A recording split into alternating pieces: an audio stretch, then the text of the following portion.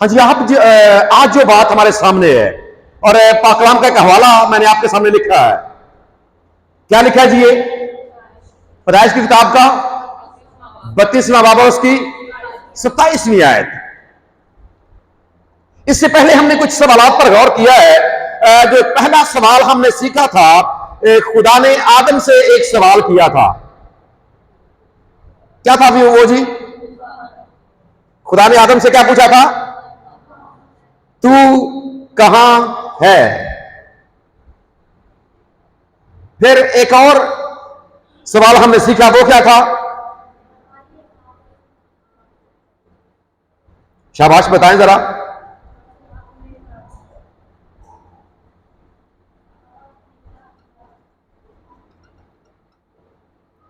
क्या पूछा गया था हवा से? तूने ये क्या किया? फिर एक और बात हमने सीखी थी, कायन से खुदा ने क्या पूछा था?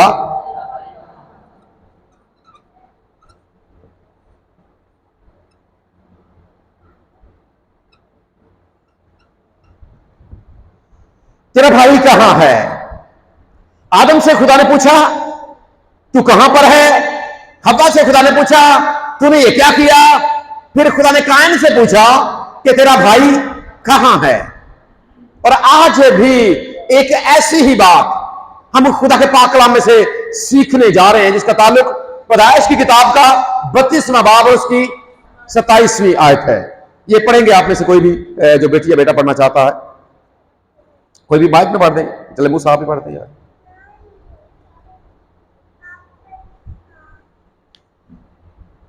पैदाइश की किताब का कौन सा बाब है?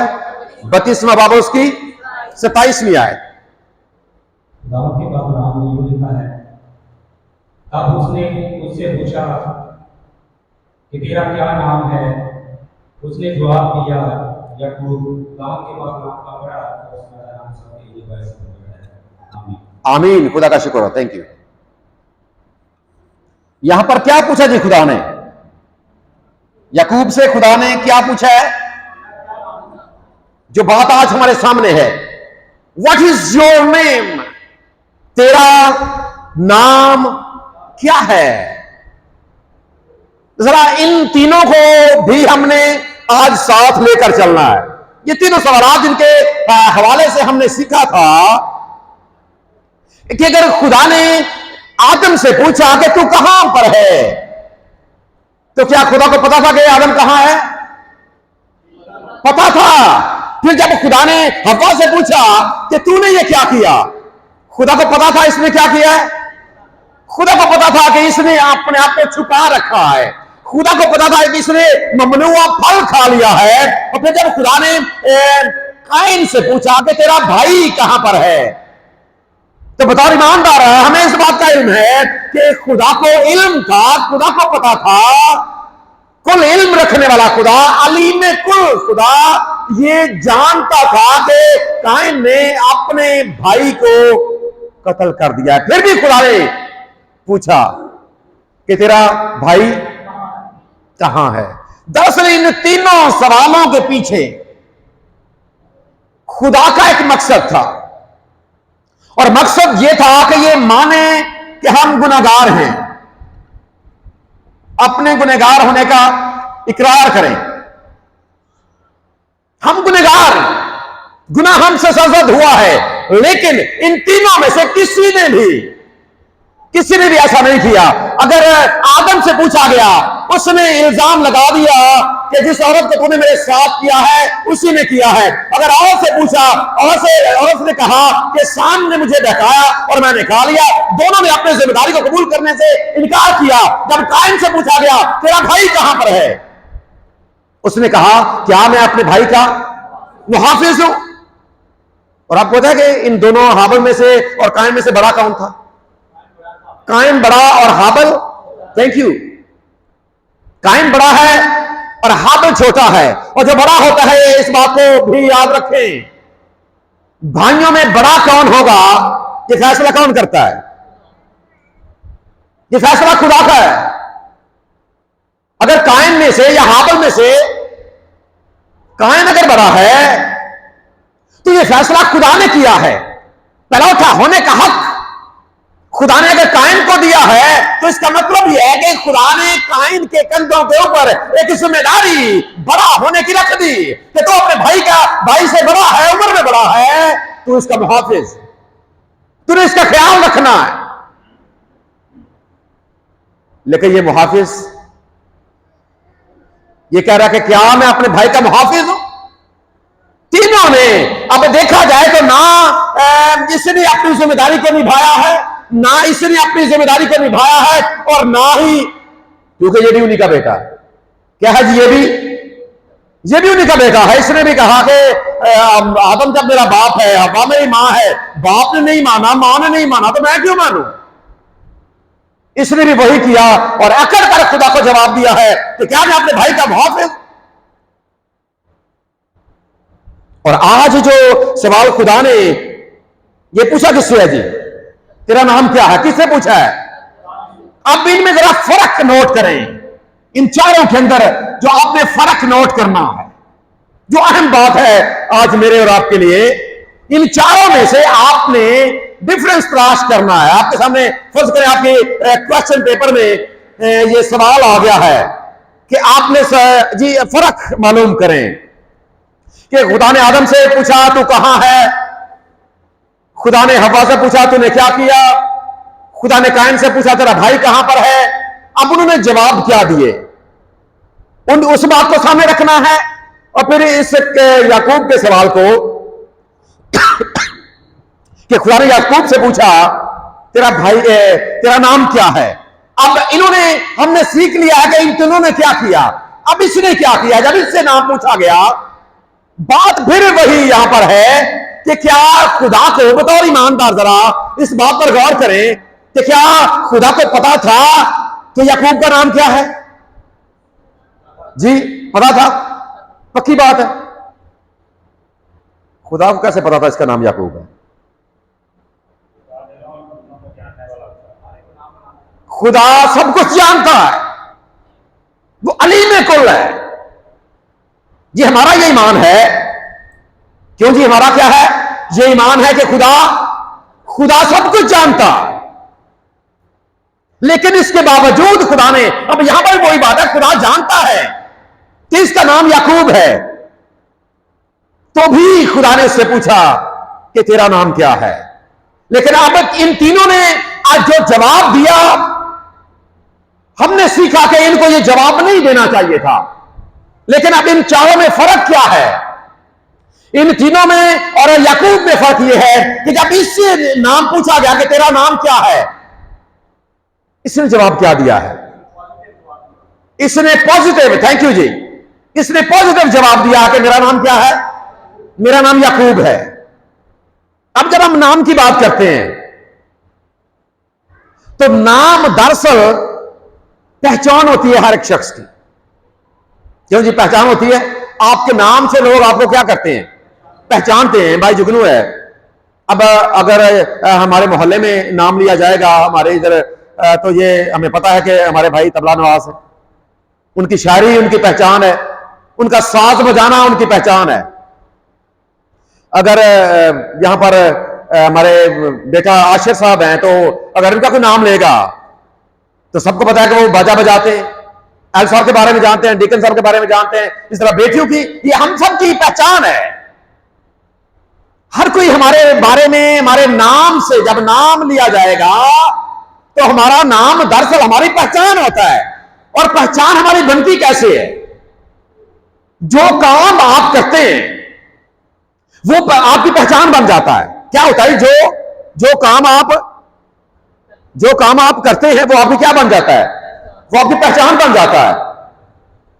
अब यहां पर भी जब याकूब, इसका नाम तो है, लेकिन इसके नाम का एक अहम बात है इसके नाम के हवाले से कि इसका नाम वाकई इसमें बामुसम्मी है। इसमें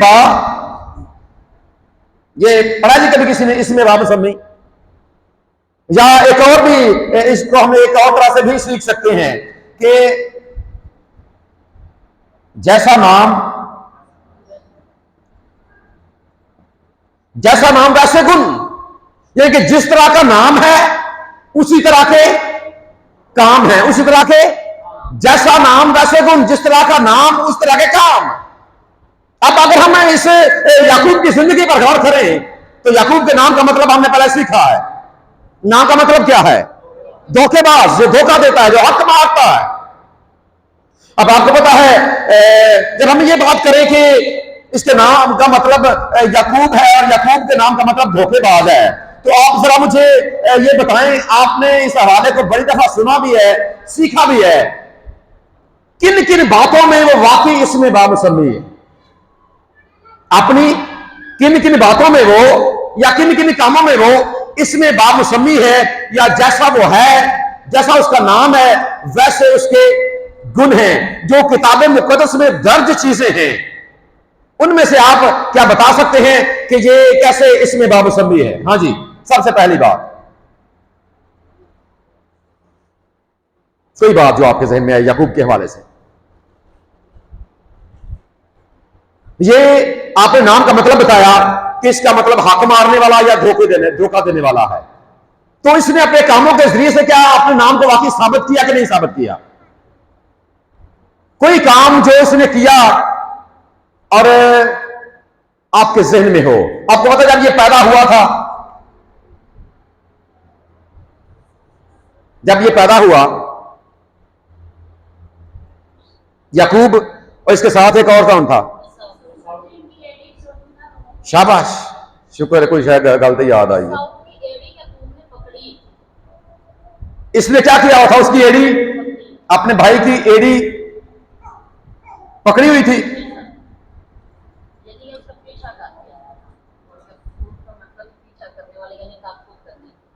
ताकुब करने वाला भी है। फिर इसके बाद हम देखते हैं, एक ये काम हो गया, एड़ी पकड़ी हुई है, इसका मतलब एड़ी खींचने वाला। कई बार किधर लता खींचने, कोई बंदा किधर जाता तो ये लता खींच रही थी। और हम मसीहों के बारे में तो अक्सर ये बात की जाती है, वो कोई खूह सी ना, खूह के मुख्तलिफ डके सन लोग, एक खूह ते मसीही लोग भी सन, बाकी सारे तो उन्हें किया पहरेदार बिठाए सन। लेकिन जो मसीहा का खूह सी वो कोई भी ना। उन्हें कहा यार, पूछा किसी ने कि बादशाह सलामत एक ही गल हुई, उन्हें कहा जी इन्हों के पहरेदार बहान की लोड़ ही कोई नहीं, जेड़ा उत्ते बाहर निकलता है दूजा उदी। पर ये हकीकत है। सो क्या हुआ? ये पहली बात। और दूसरी बात, जब एक और जो बात है उसकी जिंदगी साबित होती है, पहलौठा होने का हक ले लिया, छीन लिया। क्या खिलाती? दाल खिलाकर इसने अपने पहलौठा होने का जो हक है अपने भाई से छीन लिया था। तीसरी बात, बाप से, शाबाश, बाप से धोखे से बरकत ली थी, बाप से इसने धोखा किया। चौथी बात, जब आपको पता है अपने मामू के यहां भेड़ बकरियां चराता था, तो उस वक्त इसने क्या किया था? उस वक्त भी चक्करबाजी करके क्या किया था? अपने माल डंगर में।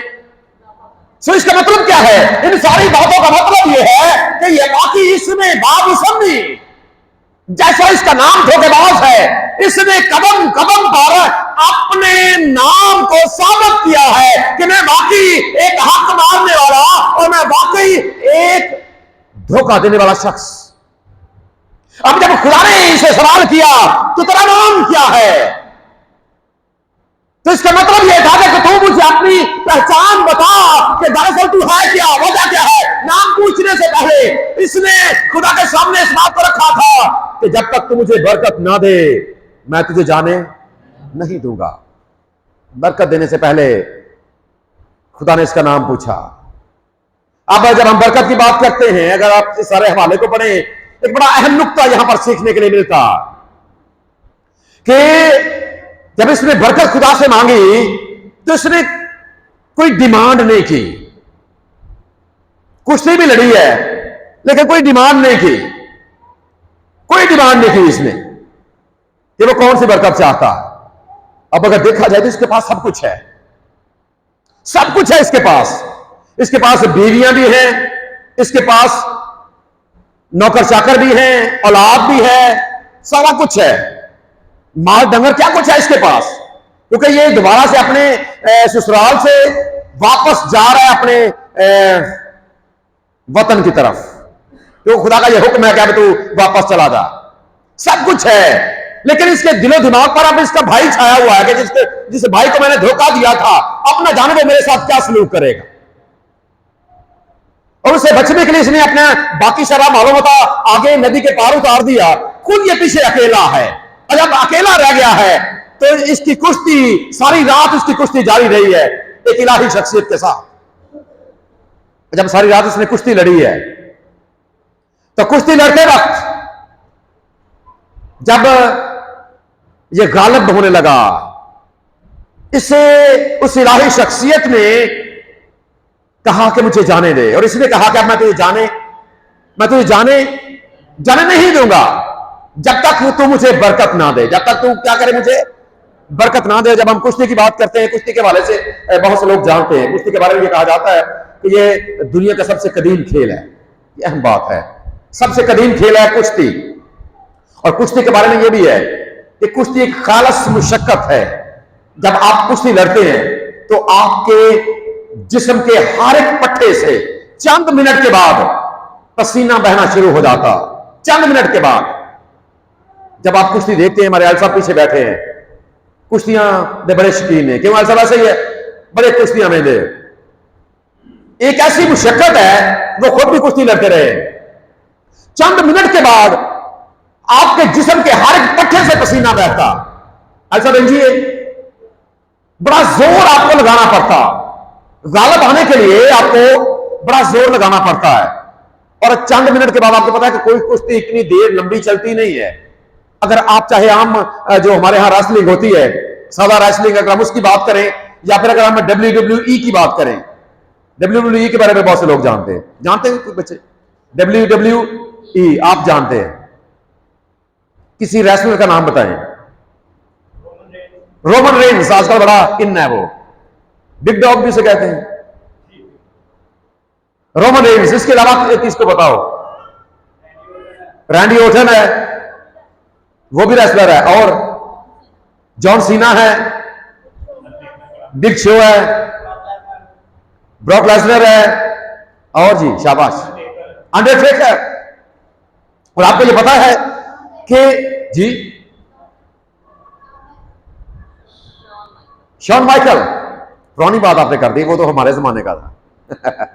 आजकल मेरे ख्याल में शायद वो रिटायर हो चुका है।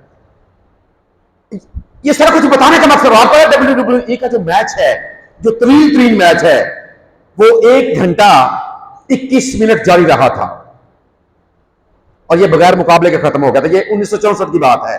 वरना आपको पता है कोई भी मुकाबला शायद कुछ मिनट तक चलता है, 10 मिनट 15 मिनट बड़े होते हैं, तो जैसे कि आप देखते हैं ना, बड़ा होता है मुकाबला 10-15 मिनट में, और दोनों पहलवान शराबूर हो जाते हैं। और 2020 की तहकीक तक जो सबसे बेहतरीन खिलाड़ी रहा है WWE का, वो पता कौन सा है बेहतरीन खिलाड़ी? The Undertaker. 2020 तक वो सबसे बेहतरीन खिलाड़ी रहा है। लेकिन अहम बात, ये सारी बातें बताने का मकसद ये है कि जब मुकद्दस याकूब ने सारी रात कुश्ती लड़ी, तो आप ये अंदाजा लगा सकते हैं कि इसका क्या हाल हुआ होगा। कुश्ती लड़ना आसान नहीं, जब सारी रात कुश्ती इसने लड़ी है, और इसके बावजूद चंद मिनट के बाद तो इंसान शराबूर हो जाता है पसीने में। आप ये अंदाजा लगाएं कि किस कदर इसने तगदाव की है, किस कदर इसने मेहनत की है, किस कदर इसने जोर लगा, सारी रात कुश्ती जारी रही। और आप ये कह सकते हैं कि ये तरीन मैच है जो कभी भी खेला गया जमीन पर कुश्ती का। सारी रात आज तक कोई मैच नहीं हुआ, लेकिन ये मैच सारी रात जारी रहा, इसे आप तरीन मैच कह सकते हैं। और इसके साथ जो बेहतरीन खिलाड़ी है वो कौन है? जब आप खिलाड़ियों में लेकर आए इसको, तो मुकद्दस याकूब बेहतरीन खिलाड़ी है। क्यों? कि जो याद रखें WWE का मैच तरीन है, वो बगैर मुकाबले के खत्म हो गया था।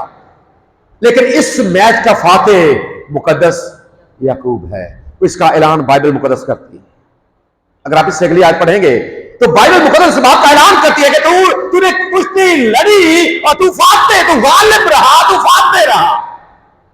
और जब ये फाते रहा है फिर इसने एक मुतालबा किया कि मुझे बरकत चाहिए। अब जरा सोचिए कि ये कौन सी बरकत लेना चाहता है। बीवियां भी है, बच्चे भी हैं, मालो बता भी है, सब कुछ है, क्या लेना चाहता?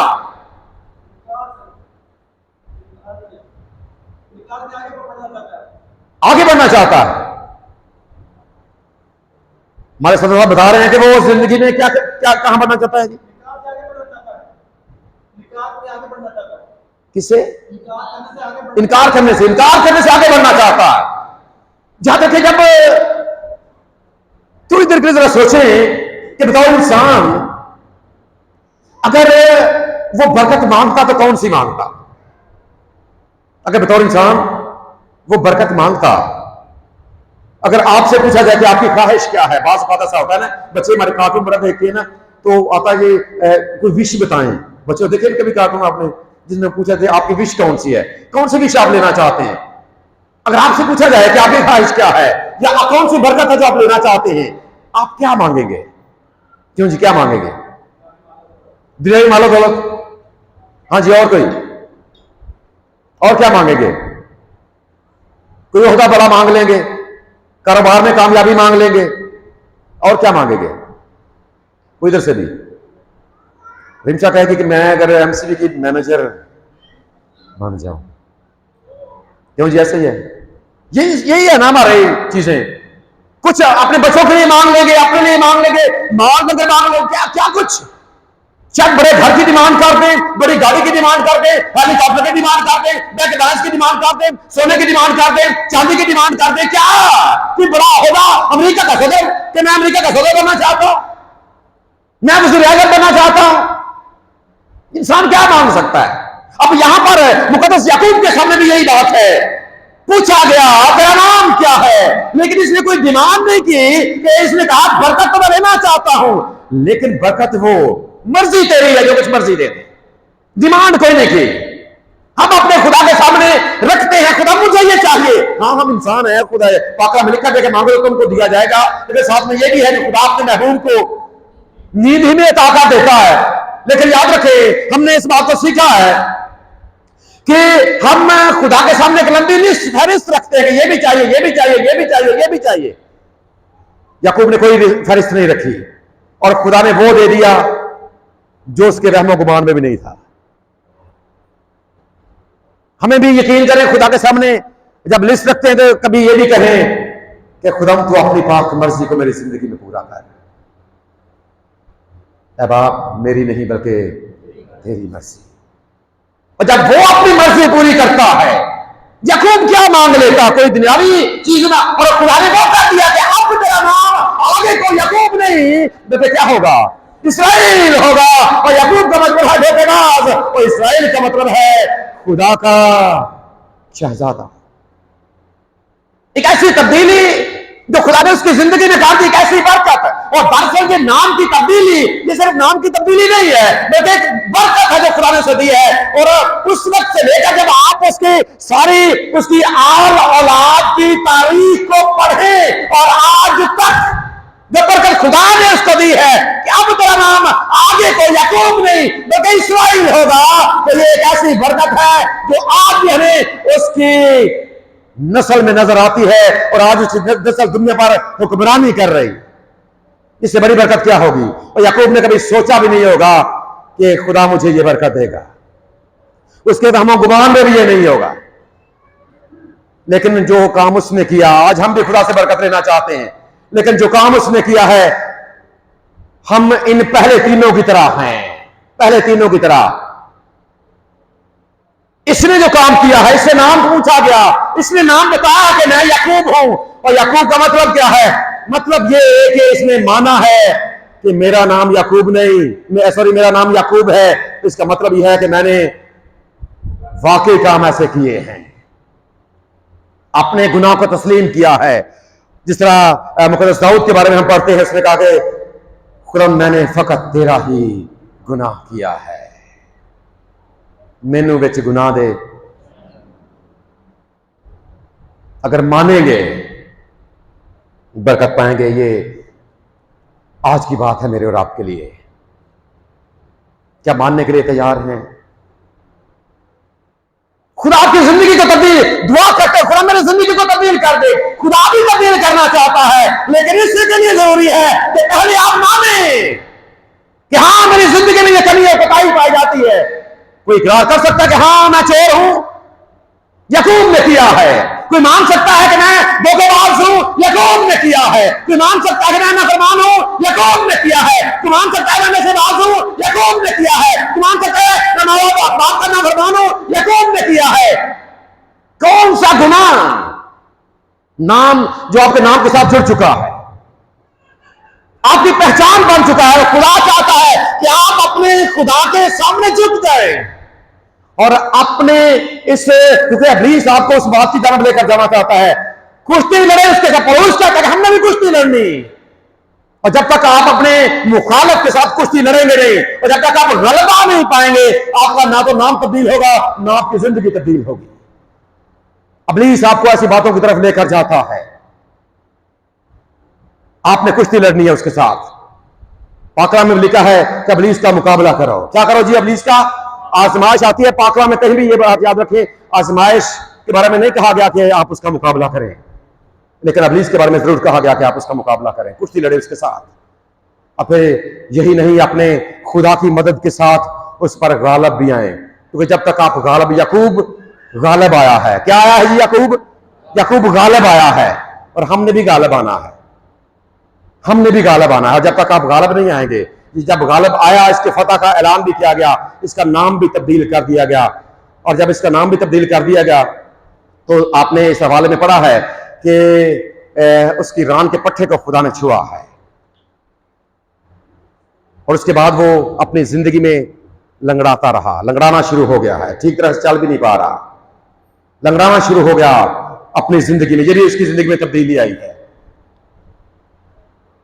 और रान के पट्टे के बारे में कहा जाता है, जो लोग इसके बारे में इंफॉर्मेशन रखते हैं, इंसानी बदन के बारे में, जो फिजियोलॉजी के हवाले से जानते हैं, या एनाटॉमी के बारे में जो मेडिकल से लोग रिलेटेड हैं, हमारी बेटी यहाँ पर बैठी है, कुछ और लोग भी जानते होंगे कि जो रान का पट्टा है, ये आपके जिस्म का सबसे मजबूत पट्टा है, सबसे मजबूत है।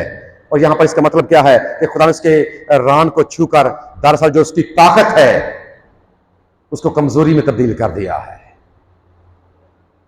ताकि आगे को सिर्फ ये अपने जोर पर ही भरोसा ना करे, बल्कि ये मेरी जात पर भरोसा करना शुरू कर दे। और बरकत के हवाले से हम सीख सकते हैं कि पहले जो कुछ उसने लिया है अपने जोर के बुनियाद पर लिया है, अपनी चालों के हिसाब से, अपनी होशियारी के हिसाब से, अपनी चालाकी के हिसाब से उसने लिया है, और खुदा ने उसकी इस शहजोरी को कमजोरी में तब्दील किया है, ताकि ये खुदा पर इन्हिसार करना शुरू कर दे। और खुदा यही हमारी जिंदगी से भी चाहता है, अपने जोरे बाजू से नहीं, बल्कि खुदा पर भरोसा करने से हम भी जिंदगी में आगे बढ़ सकें। और ये अहम मुकाम है उसकी जिंदगी का। लोग उससे पूछते होंगे कि जब ये दोबारा अपने घर वालों के सामने गया होगा, बीवियों ने सवाल किया होगा क्या हो गया है, बच्चे ने सवाल किया होगा क्या हो गया है आपको, आप लंगड़ा क्यों रहे हैं? और इसने बताया होगा मैंने कुश्ती लड़ी है। इसने बताया होगा कि मेरे खुदा ने मेरी चाल को और मेरी जिंदगी को और मेरे नाम को तब्दील कर दिया। खुदा आपकी जिंदगी में भी तब्दीली लेकर आना चाहता है। और जब आप अगले आयत को पढ़ेंगे, 31वीं आयत में वहां पर लिखा है कि सूरज तलू हुआ है। इसके लंगड़ाने का जिक्र है और सूरज के तलू होने का जिक्र है, और ये एक तब्दीली है। देखें, जब ये पैदा हुआ है, सूरज तलू होने का जिक्र नहीं है, नए आफ्ताब का जिक्र नहीं है, इसमें इतनी बरकतें नहीं है, कोई जिक्र नहीं है तलुए आफ्ताब का। लेकिन जब इसकी जिंदगी तब्दील हुई है, जब इसका नाम तब्दील हुआ है, यहां पर एक नए सूरज का जिक्र है। जब याद रखें, आप भी अपना गुनाह तस्लीम करेंगे खुदा की हजूरी में, खुदा आपकी जिंदगी में तब्दीली लेकर आएगा, और खुदा आपको एक नया नाम देगा। और वो नया नाम चोर नहीं होगा, डाकू नहीं होगा, धोखेबाज नहीं होगा, नाफरमान नहीं होगा, नशेई नहीं होगा, बल्कि वो नया नाम उसका बेटा और उसकी बेटी होगा। ये तब्दीली है। और जब आप मुकाशरे किताब का दूसरा बाब से 17वीं आयत पढ़ें, वहां पर भी लिखा है कि जो गालिब आएगा उसका नाम तब्दील कर दिया जाए, उसे एक नया नाम दिया जाएगा, नया नाम दिया जाएगा। खुदा भी आपकी जिंदगी में यही तब्दीली लेकर आना चाहता है कि आप अपनी पुरानी इंसानियत को छोड़कर, अपनी पुरानी रविशों को छोड़कर अपने खुदावंद यीशु मसीह को अपनी जिंदगी में शख्सी निजात दहिंदा कबूल करके एक नई पहचान हासिल कर रहे, ताकि जब लोग देखें कि पहले तो ये था, लेकिन अब ये वाकई खुदा का बेटा और उसकी बेटी बन चुका है। मेरा और आपका खुदा हमें आज कलाम के वसीले से बरकत बख्शे। आमीन।